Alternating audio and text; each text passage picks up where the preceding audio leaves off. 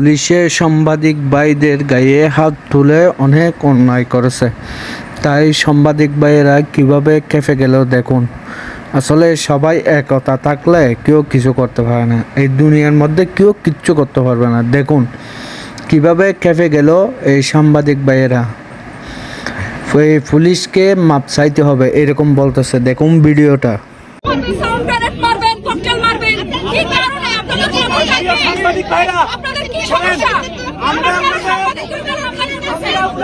সর্বোচ্চ অফিসারের দৃষ্টি কামনা করছি। আমরা ওনাদেরকে সময় দিয়েছি, আমাদেরকে মানে নাই।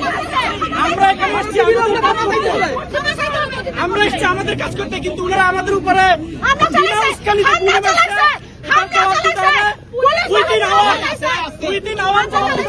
আমরা পুরো সাংবাদিক সমাজ পুলিশকে বয়কট করবো। আমরা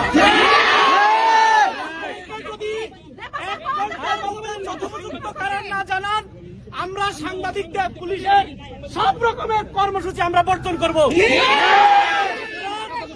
আমরা এই কোটা আন্দোলনের যৌক্তিক আন্দোলনের ইস্যুগুলি আমরা তুলতে এসেছি। আমরা পুলিশের কোনো কাজে বাধা দিতে আসি নাই। আমরা আমাদের দায়িত্ব পালন করতে এসেছি এবং কর্মসূচি শান্তিপূর্ণভাবে শেষ হওয়ার পর আমরা তাদেরকে ফলো করতেছিলাম। পুলিশ বিনা উস্কানিতে আমাদের উপর পুলিশ উঠছে এবং পুলিশের উচ্চতন কর্তৃপক্ষ আমাদের সাথে দুর্ব্যবহার করছে। এই জন্য পুলিশকে সরি বলতে হবে।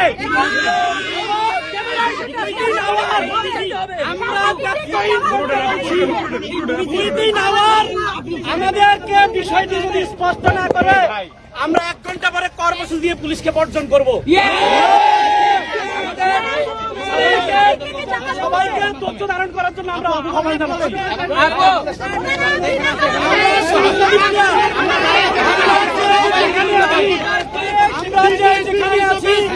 দয়া করে শান্তিপূর্ণভাবে অবস্থান করবেন।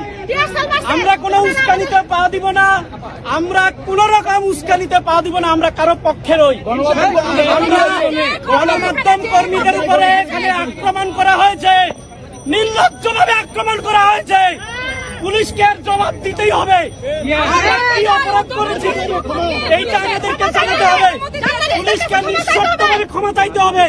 তাহলে আমরা কর্মসূচিটাকে পুলিশের সব ধরনের কর্মসূচিকে আমরা বর্জন করব।